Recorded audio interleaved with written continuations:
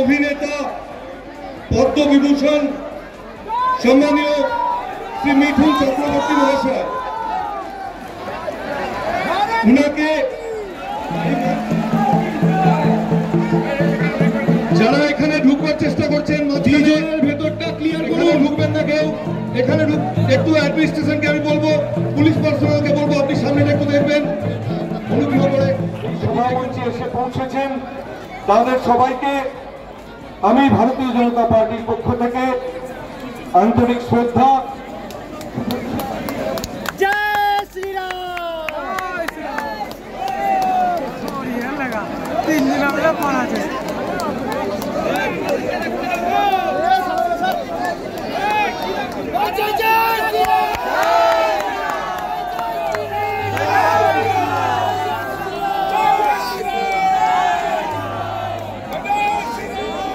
ধন্যবাদ এখানকার সমস্ত আমার ভাই বোন মাদের, আমার যারা আদিবাসী ভাই বোনরা আছে তাদের, আমার যারা মুসলমান ভাই বোনরা আছে তাদের সালাম আলাইকুম, সবাইকে নমস্কার জানিয়ে দুটো কথা বলতে চাই। সেটা হলো, আমি তো বক্তৃতা দিই না, আমি খালি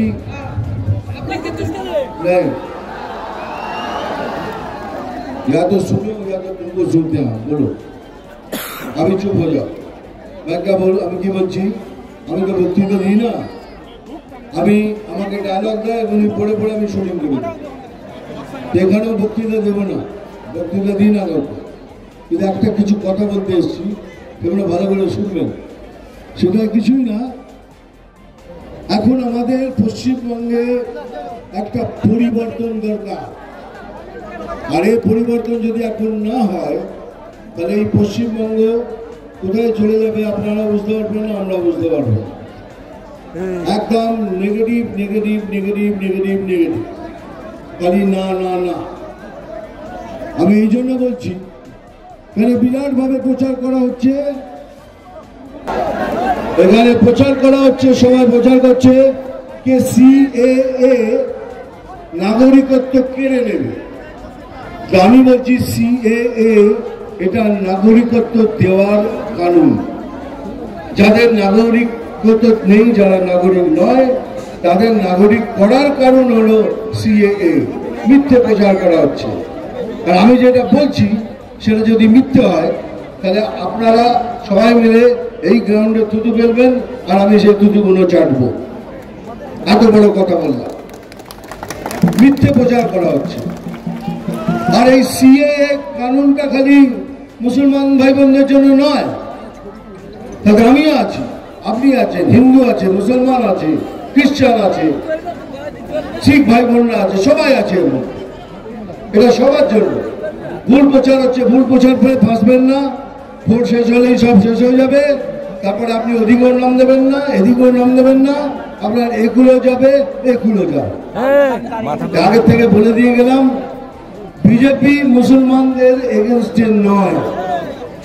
এটা বারবার আপনাদের মাথায় চাপিয়ে দিয়ে এইটাই ভুল দেখাচ্ছে যে বিজেপি হলো মুসলমানের বিরুদ্ধে। বিজেপি মুসলমানের বিরুদ্ধে নয়। একবার বিজেপিকে ভোট দিন, তারপরে আসল জানতে পারবেন বিজেপি কত ভালো চায় আপনাদের।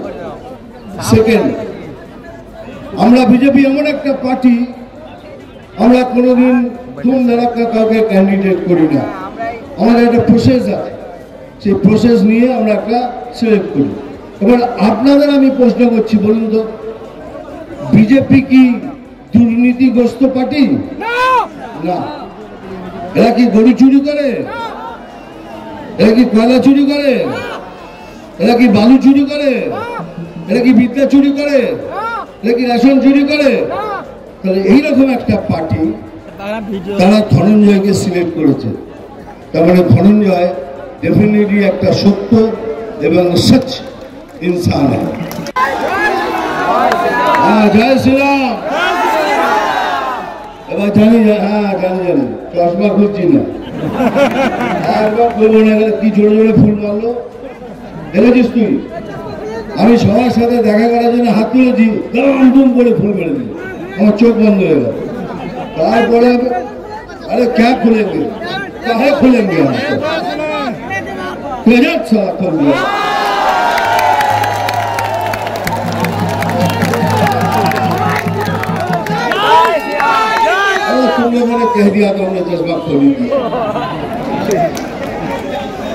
चलो हाँ मालूम है, डायलॉग भी बोलेंगे, जरूर बोले, डायलॉगও বলতে হবে জানি। আমি একটা বই পড়েছিলাম আমাবাস, আমাবাসের ডায়লগটা কি ছিল? अरे क्या कहता है तोरा ये कदर, हमको राजनीति सिखाने चला है। हमारा नाम है अमावस। कब नीचे की कुर्सी किसके खिसकाई गई किसी को न पता। ওই সাপের ডায়লগটাও বলবো। এদের ঘুরি বলেছিল এই সাপের ডায়লগ বলে নাকি হিংসা ছড়ায়, যারা হিংসা ছড়ায় তারা অন্যদের বলছে আমরা নাকি হিংসা ছড়ায়। এটা সামান্য ফিল্মের ডায়লগ, তোমরা সবাই জানো, অভিমন্যু ফিল্মের ডায়লগ ছিল, কিন্তু ডায়লগ তো বলতেই হবে। আমি জল ঢোড়াও নই, আমি পেলে বোড়াও নই,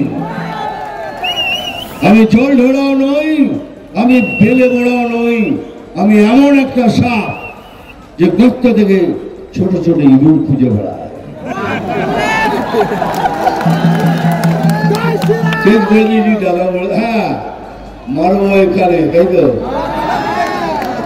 ওরা চিমটি কাটবো এখানে, আর লাল পিম্বের জ্বলনটা জ্বলবে এখানে সেখানে এখানে। নাম তুফান, বছরে এক আধবার আসি, এইবার বারবার আসবো তোমাদের সঙ্গে দেখা করতে।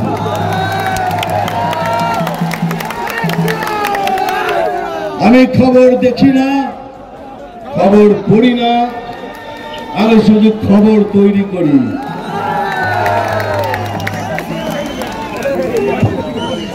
ভালো লাগলো, অনেক দূর থেকে এসেছি, সকাল থেকে বেরিয়েছি, একই জিনিস আমি আমার বিএম স্যারকে বলেছি।